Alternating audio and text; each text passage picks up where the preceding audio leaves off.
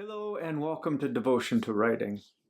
So I was thinking about something today that if something that we want to write about is too painful or too difficult to write about, if it's too sorrowful or too delicate, too raw, too recent, if it's something you just can't bring yourself to look directly at or to speak about, say a death or a painful event, whatever it might be, but it's something that you feel you need to write about.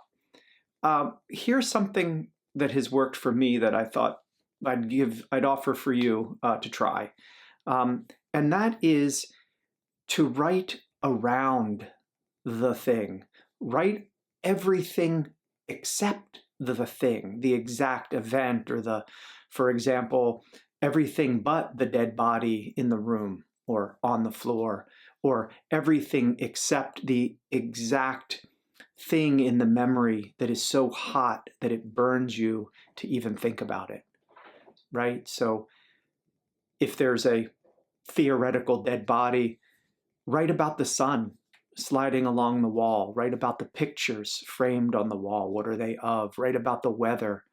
Write about what's on the carpet, a spot on the carpet or a thread, and how it got there and why it's there, or what's on the end table or the coffee table by the body, or maybe the spider in the corner of the ceiling, or the sounds that are coming in from the street, or the news today, or a story you overheard, or the clothes you're wearing.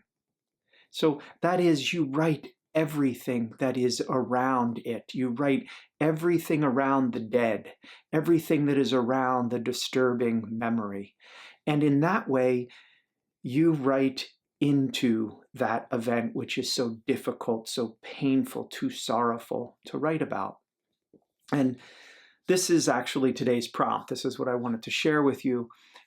Is there something that you can't write about directly, that is just too hot for you, too raw for you to write about, but that you want to write about? And to begin to write all around that, and do that now. Again, don't write directly. You don't have to tell us about what it is exactly. As I talked about, you can look at what is adjacent to this thing, to this event, and write about those things, write about that. So do that now. You can pause this video, and when you've finished, you can come back and I'll have a few more things to say. So do that now and see what you get. So welcome back. I hope that you got something from this prompt, this indirect way of writing about painful memories. I know this was a really successful way for me to write about something really painful in my own life. My first collection of poetry, A Strange Catechism, was about the death of my brother. When I was 9 years old, he died. And it was about the effect of his passing, the effect it had on me and the effect it had on my mother. I never wrote about his death before I wrote this book, and I never wanted to. I barely told friends, people who knew me for years. I had never told them about it. I couldn't write about it. It's not something I really cared to write about, and yet I seem to be able to write many things, a book of things, in fact, around the death.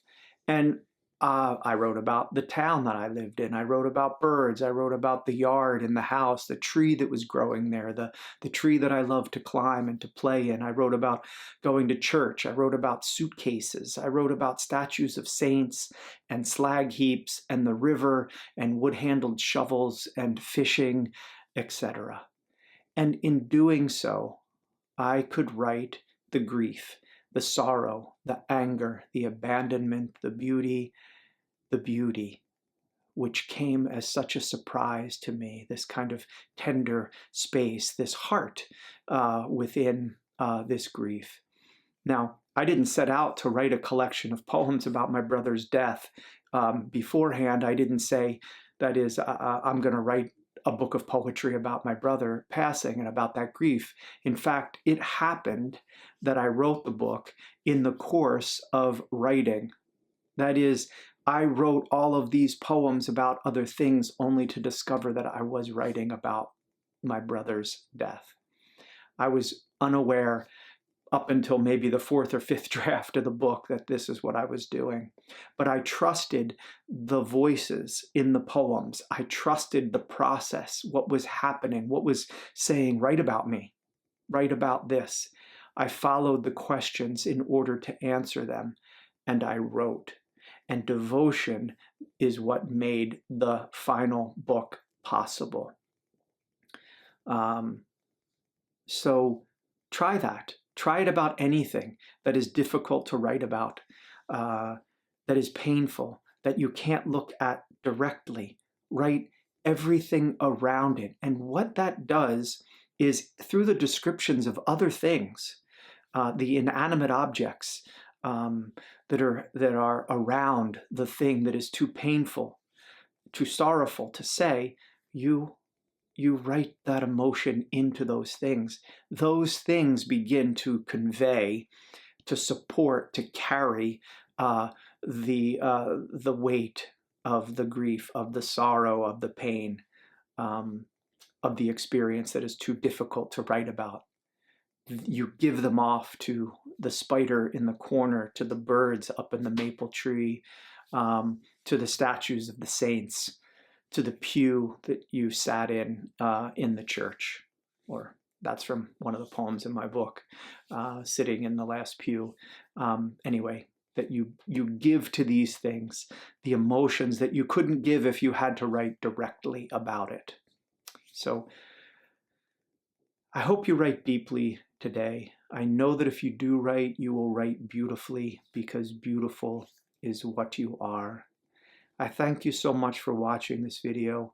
I hope you enjoyed it. Please subscribe if you do, if you want to get more tips about cultivating a daily writing practice and really the benefits of devotion, of devoting yourself to writing and what this can lead to. So thank you again for watching. Blessings.